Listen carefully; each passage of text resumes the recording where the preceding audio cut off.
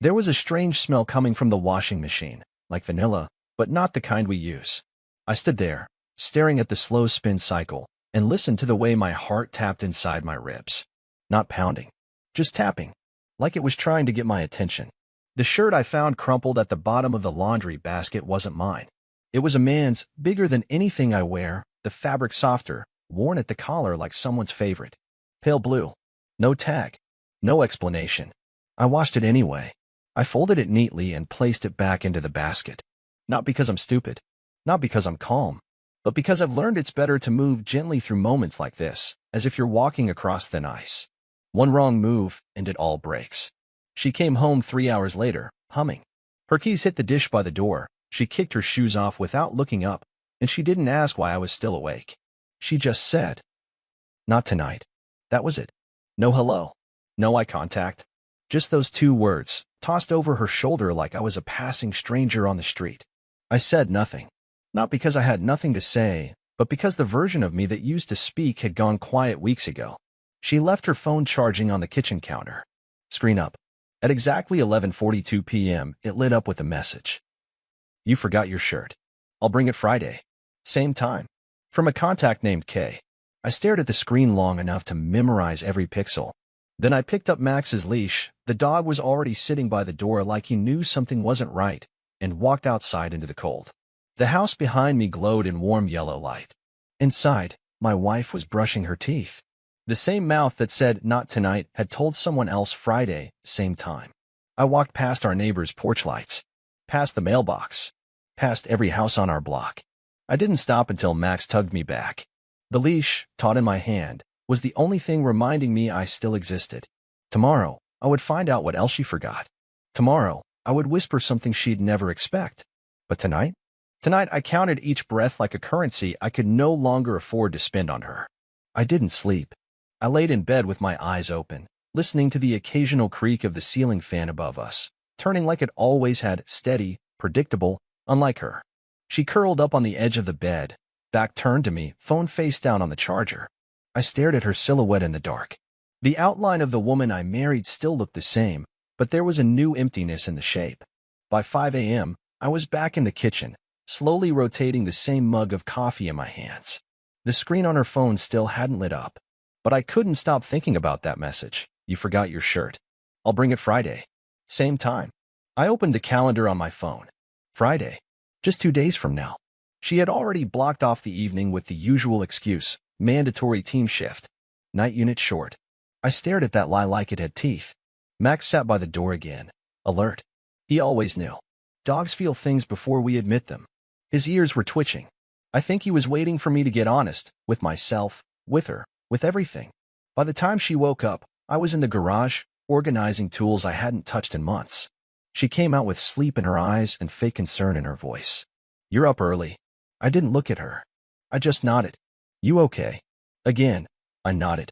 I didn't have the strength to lie, but I didn't have the courage to start the war either. She lingered like she was expecting a hug. She didn't get one. She left for work 20 minutes later. I watched her from the window. Her car pulled out of the driveway. Same direction as always. But I knew, deep in the pit of my stomach, she wasn't driving to the hospital. I spent the rest of the morning trying to guess who Kay was. I scrolled through our shared Facebook friends. Nothing. No Kay. In recent messages. No Catherines or Kevins or Kristens that stood out. Just silence. Digital and emotional. Around noon, I drove to the parking garage near her hospital. Parked on the 5th floor and waited. Her shift was supposedly from 1 p.m. to 9 p.m., but I watched as she turned down a different road halfway to work. I followed. She didn't see me. I stayed several cars back, letting distance be my shield. She pulled into a strip mall on Old Mill Road.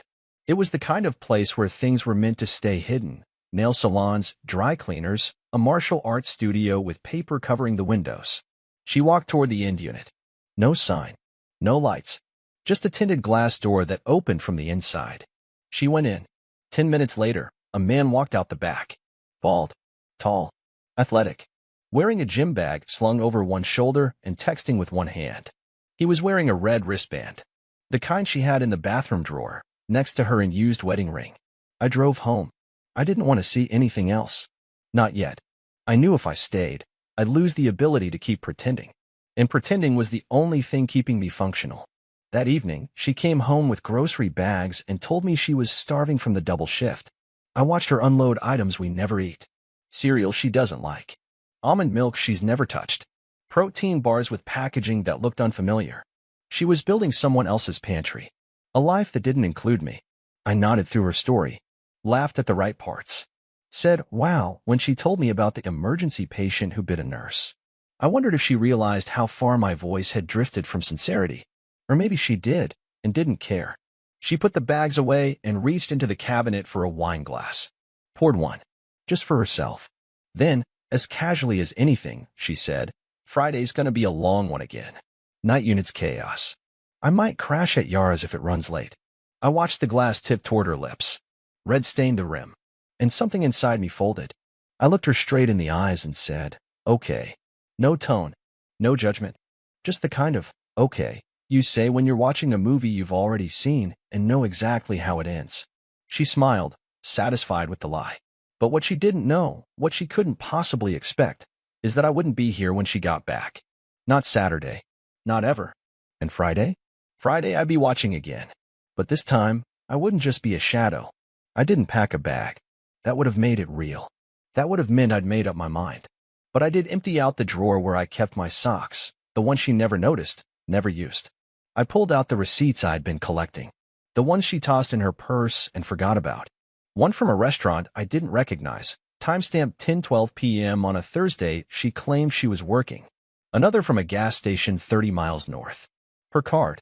Her signature. I laid them out on the kitchen table and stared at them like they might rearrange themselves into something less humiliating. But they didn't. They stayed as loud and damning as they'd been the moment they were printed. I didn't tell anyone. Not a single friend. Not my brother. Not my mom. Because saying it out loud would turn me from a husband into a man who'd been replaced. And I didn't know how to wear that yet. Friday came like a slow drumbeat. Everything felt off, the way my shoes squeaked louder on the hardwood, how the dog wouldn't eat, how the refrigerator made a faint hissing sound like it was holding its breath. Ren left the house at 6:04 p.m. wearing jeans too tight for work and lipstick in a shade I hadn't seen since our second anniversary. She kissed me on the cheek and said, "I'll text if I stay at Yara's." I smiled. Not because I believed her, but because she expected me to. 15 minutes later, I was in the car again. No GPS. I didn't need one. My gut knew exactly where to go. She didn't drive to the hospital. She took the exact same turn down Old Mill Road, past the strip mall, and kept going this time. A left onto a narrow street that led to a row of rental townhomes. The kind people don't brag about but keep secret, not because they're ashamed of where they are, but because they're ashamed of why. She parked in front of Unit 107. No lights were on. She didn't knock. She just entered using a code on the door keypad, like she'd done it dozens of times. I didn't follow. I didn't need to. I drove around the block and parked across from the playground behind the building. I watched as shadows moved through the window, two of them. His was larger. He was shirtless within minutes. I don't know why I stayed. There was nothing noble in it. Just paralysis. My hands refused to turn the key. My legs refused to get out and walk away. So I sat there, jaw clenched, throat tight, feeling every ounce of shame swirl like acid in my stomach. At 9:43 p.m., the front door opened. He stepped outside, barefoot, holding a small bag, the blue one. The one from the text. He tossed it into the trunk of her car like it belonged there. She followed moments later, hair messy, hoodie zipped halfway, eyes glowing. She looked happier than I'd seen her in months. She looked like she belonged there. They laughed about something. Something I'll never hear. Something I wouldn't understand even if I did. And then, the part that broke me in a way I didn't expect, she leaned into him and said something so softly I couldn't hear, but he smiled in that way people do when they've been chosen. Then they kissed. Not fast. Not stolen. The kind of kiss that has history in it. Like they were home. Like I'd been an Airbnb she'd finally checked out of. She got in the car and drove away. He went back inside, slow, casual, without a care in the world. I followed her, not because I had a plan, but because I wanted to see what lies she'd tell me to my face. But she never came home. She stayed at Yara's, just like she said. Except Yara had posted 3 minutes earlier on Instagram from Nashville, her sister's bachelorette weekend. I saw the balloons in the background. Ren had liked the post. I stood in our kitchen, alone, still, empty. I wanted to scream, to smash something. to burn everything she touched. But all I did was whisper the same word I had rehearsed for days. Goodbye. This time, it wasn't practice. When Ren finally walked through the door late Saturday morning, I was sitting in the living room, staring at nothing. I hadn't moved in hours. I hadn't slept either, not because I couldn't, but because sleep felt like a luxury reserved for people not unraveling quietly in the house they used to feel safe in. She looked at me like I was furniture. Her hair was pulled back in a loose bun. She wore the same hoodie from the night before, the red one she once called ugly. And that familiar scent hit me again, cologne, but not mine. She set her keys down and yawned. You're up early. I didn't sleep. She froze, just for a moment, then kept walking. Rough night? I wanted to say something. I wanted to ask who Kay was. I wanted to ask about the townhome, the kiss, the blue bag. But instead, I said, Max threw up in the hallway. Oh, poor guy, she said, not bothering to look. She went into the bathroom and shut the door. I heard the shower start within seconds. That used to be our Saturday ritual, sleeping in, coffee, breakfast together. Now, I was background noise to a different life she'd already chosen. I waited. When she came out, dressed in fresh clothes and scrolling her phone, I asked, Did you have fun last night? She didn't even flinch. Yeah, we had wine and watched that dumb movie with the talking raccoon. Yara's. Yep. She didn't look up. She's in Nashville. She blinked, once too slow. What? Yara. She's at her sister's bachelorette. She posted about it. For a split second, she hesitated, like a buffering video. Then she said, Oh.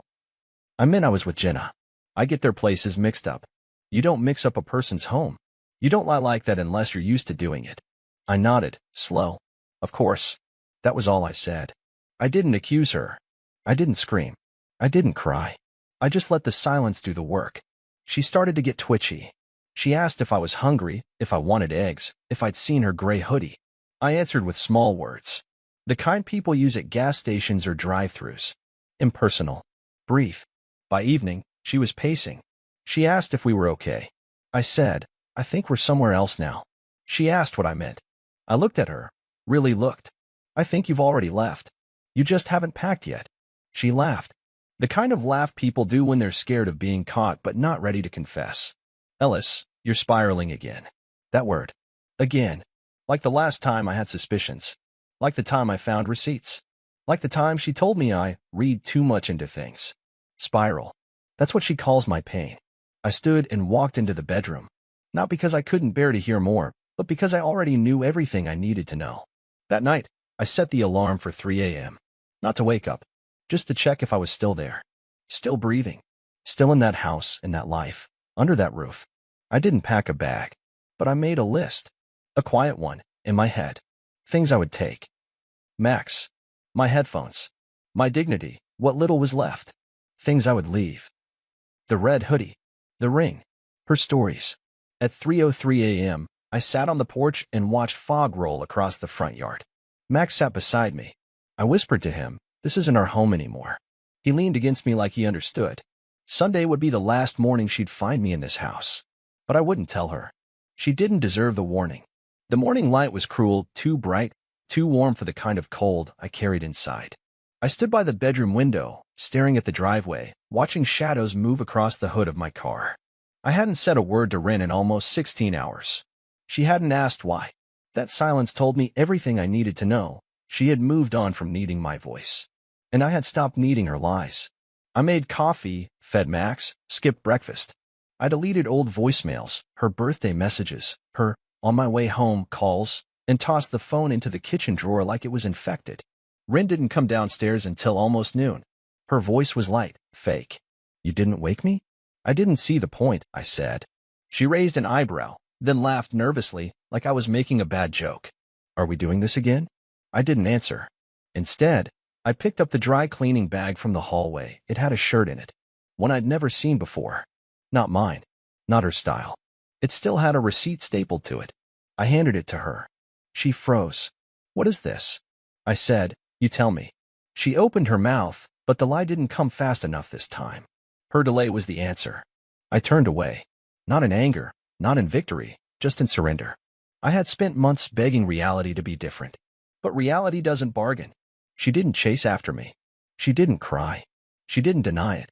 She just sat down on the stairs and rested her head in her hands, like the weight of being caught was heavier than the weight of what she'd done. And still, I pitied her. I didn't pack a suitcase. I didn't slam doors. I did what she would least expect. I cleaned. I scrubbed the bathroom tiles. I vacuumed the guest room. I put clean sheets on the couch.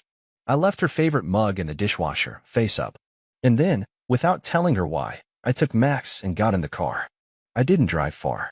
Just to the lake where we used to take him when things were better, back when we held hands and talked about names for the kids we never had. I sat on a bench and pulled out my notebook. Not the kind with passwords or plans. The other one. The one I hadn't touched in years. The one where I used to write her poems. Pages and pages of them. Inked with affection I didn't know I could run out of. I ripped each one out, fed them to the lake. One by one. Slow. It didn't feel like closure. It felt like burning down a house after you've already frozen inside it. Around 3 p.m., I got a call. From a number I didn't recognize. I let it ring out. Then a voicemail. A man's voice. Ellis. Hey. I don't know how to say this. I thought she told you. I'm sorry. She said she was leaving you. I never wanted to be part of a lie. I listened to it twice. She said she was leaving me, but she was still there. Still in our house. Still brushing her hair in our mirror. Still sipping wine on our couch like nothing was breaking. Maybe, in her mind, she had already left. Maybe she thought I'd just vanish on my own. I didn't reply to the message. I didn't call her. I didn't storm back into the house. Instead, I waited for dusk, then quietly returned and left an envelope on the kitchen table. Inside it were keys, a photo of us from Maine, and one sentence written on the back. You told him first. That's how I knew you were never going to tell me. Then I took Max, got in the car again, and drove west. No map. No luggage. Just freedom disguised as silence. She would wake up the next morning thinking I was still upstairs. She'd learn soon enough. I wasn't. The first night away from the house, I parked at a rest stop an hour past the state line. Max curled up in the back seat, his head resting on a pillow from our old guest room. I tried to sleep but couldn't. Not because I missed her, that part was numb, but because every time I closed my eyes, I kept hearing that man's voicemail. She said she was leaving you. The thing is, she hadn't. She never said it to me. Not once. Not even in a whisper. She'd lied with smiles, with silences, with bedtime kisses that meant nothing. She wasn't planning to leave me. She was planning for me to disappear quietly, like a stain that fades on its own. By morning, I had no real plan. I drove aimlessly through small towns, past diners and church signs, billboards for law offices and water parks. I checked into a roadside motel that didn't ask questions. The air smelled like mildew and burnt coffee, but it was quiet. I thought I was free. Until I opened my email. It was routine, just checking for a receipt from the gas station. But instead, I found a new message. Subject line. Hey, you left this behind. It was from her. No, hi. No, Ellis. No, are you okay? Just a single line and one attachment. A photo of my old leather journal, the one I kept hidden under the mattress. She had found it. Opened it. Read it. The photo showed the cover peeled back, pages warped from years of thumbprints and sweat. And there was something sitting on top of it in the picture, her wedding ring. No caption. Just that. I stared at the screen, unsure if it was a message or a punishment. Had she finally realized what she'd done? Or was this her way of saying, I win? 2 hours later, another message came in, this time from a different address. No name. No signature. Just a screenshot. It was a post from some private Facebook group, one I didn't belong to. A community for people in complicated relationships, apparently. There she was. Ren. A blurry selfie in the passenger seat of a car, not ours. Her caption. Finally moving forward. Blackheart, it's messy, but it's mine. The comments underneath were full of celebration. People cheering her on. Telling her she was brave. One of them wrote, he'll be fine. You deserve your story too. And I sat there, in that sticky motel room with peeling wallpaper, wondering if I had ever been anything more than a prologue. I didn't respond. I couldn't. But I started to feel something I hadn't allowed myself to feel in weeks. Anger. Not the violent kind. Not the yelling kind. The quiet kind. The kind that makes your hands shake while tying your shoes. The kind that comes when someone rewrites your life like they owned the narrative all along. She had erased me from her story before I even stepped away. And now, she was branding herself as the victim. The strong one. The woman brave enough to leave the man who had already left her emotionally. Except I hadn't. I was still there every night, trying to reach her through dinner plans, small talk, playlists from our first road trip. She just hadn't listened. But someone else had. Because that same evening, I got a text from a number I didn't know. No name. Just a message. You don't know me. But I know her. And you deserve to know everything. My chest locked up. My hands hovered over the screen. I replied, "Who are you?" Their response came fast. "I'm the one who walked away before you. Meet me tomorrow. Please. This isn't just about you anymore." I didn't sleep that night either. Not because I didn't want to. I was exhausted. But because that message stayed lit in my brain like a blinking warning light on a dashboard you keep ignoring. "I'm the one who walked away before you. Meet me tomorrow. Please." I kept wondering what kind of man sends that to a stranger. And more than that, I wondered what kind of woman creates multiple versions of herself that no one ever compares, because none of us ever thought to talk. By morning, the message had replayed in my head 1,000 times. Max sensed it. He kept shifting around, pacing the room, glancing at me like I'd say something that would make it all okay again. The man gave me a location. Quiet cafe. North side of a town I'd never been to. I almost didn't go. I sat in the parking lot for 15 minutes, convincing myself this was stupid, that I didn't need answers from someone else. But the truth was, I'd run out of questions I could ask her. And that's what scared me most, that my curiosity about my own marriage had reached its end. I walked in. The place smelled like cinnamon and bleach. Midday crowd. Soft jazz playing. And there he was. Khaki jacket, thick glasses, older than me by maybe a decade. Hands folded like he was preparing for a confession. He looked like the kind of guy who wrote poetry and never showed it to anyone.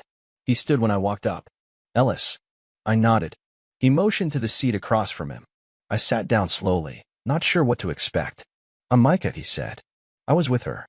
Years ago. Before she married you." I stared. Not because I was surprised she had a past, but because of how familiar his eyes looked. Not physically. Emotionally. He had the same look I'd been carrying for months. He told me everything. That Ren had lived in his city after college. That she moved in with him after 6 weeks. That it was magic at first. That she told him no one had ever made her feel the way he did. Then one night, she didn't come home. 3 days later, she walked through the door with a story about her sister's emergency. But Micah already knew, because she'd left her email open. Same pattern, he said, sipping his coffee like it was medicine. 2 guys.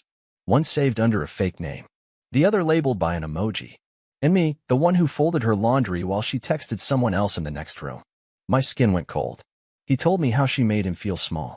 Questioned his memory. Doubted his gut. He said it started with distance. Then gaslighting. Then full detachment. She left the relationship months before she moved out, he said. By the time I caught on, I was already grieving someone who was still brushing her teeth in my bathroom. I felt like I was talking to myself from a parallel life. Then Micah handed me something, a folded piece of paper. He said he'd debated for years whether to keep it or burn it. It was a list. A list of names. Men. Cities. Dates. Not all of them recent. But some overlapped with the time I was dating her. Even while we were engaged. I recognized 2 names. One of them was the man who left me that voicemail. I said nothing for a long time. Then finally, "Why are you showing me this now?" Micah looked me straight in the eyes. "Because I saw your name tagged in one of her photos. I wanted to believe she'd changed. I saw the wedding album. The dog. The house. I told myself maybe she found peace. But then I got the same message." He pulled out his phone. A screenshot. From Ren. Sent 2 weeks ago. "It's different now. I just need to find a way to end it gently. He's fragile. I don't want him to spiral again." I froze. Spiral. Again. That word.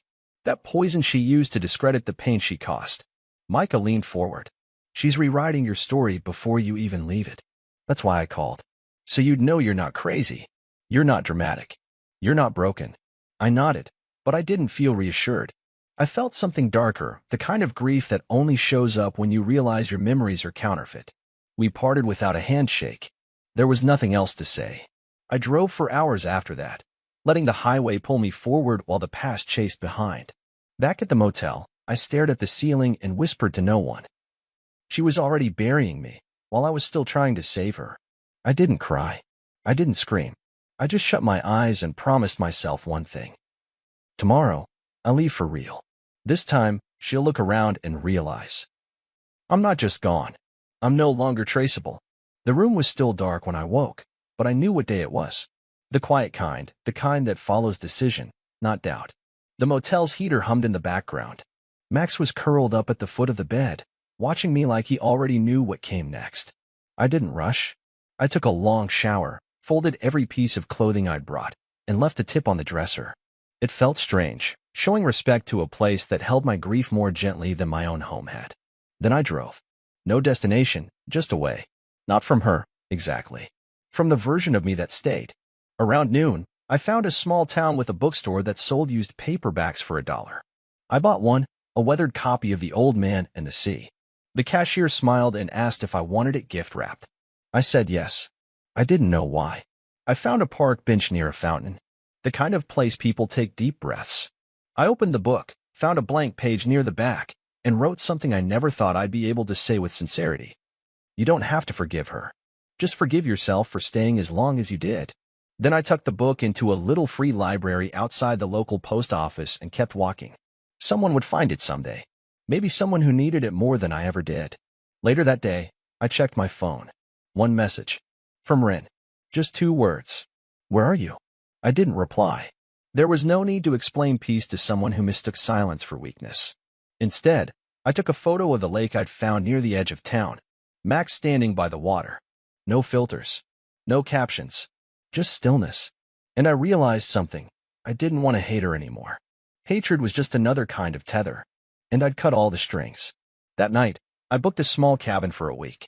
A place with no Wi-Fi, no TV, just firewood and quiet. I wrote in a new notebook. This time not about her. Not about us. Just about me. What I liked. What I missed. What I still wanted to believe in. 3 days later, I met a woman at the farmer's market. Her name was Cora. She sold honey and didn't ask why I looked like I hadn't spoken in days. She talked gently, laughed loudly. She let Max lick her hand. We didn't exchange numbers. We just smiled and said maybe we'd see each other again next week. It was the first time in months I didn't think about what Rin was doing. The first time I didn't flinch when someone asked how I was. The first time I believed that healing wasn't something I had to chase, just something I had to stop running from. Back home, or what used to be home, she probably walked in and saw my drawer empty. The leash missing. The photo gone. The ring left where she'd left hers. And I imagined she stood in that silence, expecting me to come back. But I wouldn't. Because the truth was, I hadn't left her out of anger. I left her because I was ready to find out who I was without her. And now, for the first time in years, I like who I'm